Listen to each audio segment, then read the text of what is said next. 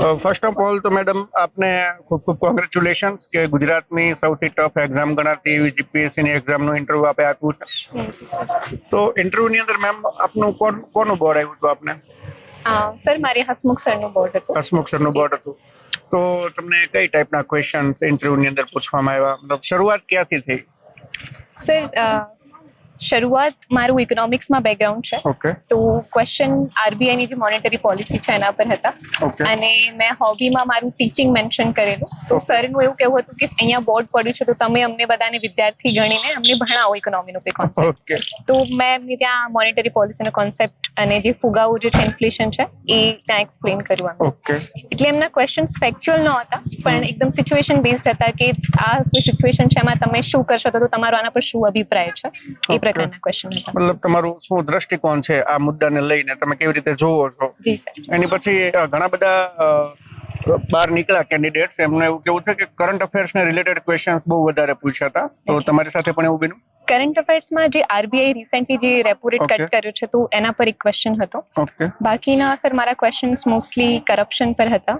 ત્યારબાદ પ્રમાણિકતા પર કે તમે પ્રમાણિક છો એ કેવી રીતે તમે સાબિત કરશો, અને જેન્ડર પેરિટી પર કે વર્ક પ્લેસ પર જેન્ડર પેરિટી છે લાવવા તમે શું કરશો, શું પગલાં લેશો વગેરે. ઓકે. અને એની પછી ઇન્ટરનેશનલ રિલેશનશિપ ની અંદર કે અમેરિકાને રિલેટેડ કોઈ ક્વેશ્ચન્સ તમને પૂછ્યા હતા? કારણ કે બીજા વિદ્યાર્થીઓને પૂછ્યા હતા. નો સર. મહાકુંભ રિલેટેડ કોઈ ક્વેશ્ચન? નો સર, એ બાજુ મારો ઇન્ટરવ્યુ નહોતો જઈ શક્યો. મોસ્ટલી ઇકોનોમી પર જ સેન્ટર્ડ હતું મારું ઇન્ટરવ્યુ. ઓકે. અને અંદાજિત મેમ કેટલી મિનિટ ચાલ્યું છે આપણો interview? Sir to be honest મને ખ્યાલ નથી. ઓકે. મતલબ તમે અંદર ઇન્ટરવ્યુ પેનલમાં ગયા તો પહેલા તો આપ એ જણાવો કે આપનું કેટલામું ઇન્ટરવ્યુ હતું? સર આ મારું ફર્સ્ટ ઇન્ટરવ્યુ હતું. તો થોડાક નર્વસ હશે, ઓબ્વિયસ છે. Yes sir. બરાબર છે. તો તમને ત્યાં અંદર ગયા તો થોડા કંઈક કમ્ફર્ટ કર્યા હતા કે એવી રીતે આમ થોડુંક વાતાવરણ ઠંડુ થાય, કુલ ડાઉન થાય તમારું? Sir to be honest Hasmukh સરને જોઈને હું ખુશ થઈ ગયેલી. ઓકે. અને અંદર જતા જ થોડું મને લાગેલી નર્વસનેસ, બટ પછી એમનો ચહેરો જોઈને હું નોર્મલ થઈ ગયેલી. ઓકે. એમના ચહેરા પરનું સ્મિત જોઈને. ઓકે. તો શરૂઆતમાં જે પ્રશ્નો તમને પૂછ્યા તો ત્યાંથી જ તમે જે આન્સર આપ્યા છે એની પછી જ આખા ઇન્ટરવ્યુની દિશા એ પ્રમાણે નક્કી થઈ હશે. જી. તો શરૂઆતની અંદર પહેલા જ પ્રશ્નો શું હતા? સ્ટાર્ટિંગના પહેલા 2-3 પ્રશ્નો તમને યાદ આવતું હોય તો? સર ઇકોનોમિક્સ પર મારા ક્વેશ્ચન હતા. હા. ત્યારબાદ મહિલાઓ તરફ થોડાક ક્વેશ્ચન પૂછવામાં આવેલા. ઓકે. પછી કરપ્શન પર ક્વેશ્ચન પૂછ્યા. પછી એમને મને ક્વેશ્ચન મારા વ્યક્તિત્વ પર અમુક ક્વેશ્ચન પૂછ્યા કે તમે તમારું વ્યક્તિત્વનો વિકાસ કેવી રીતે કર્યો છે.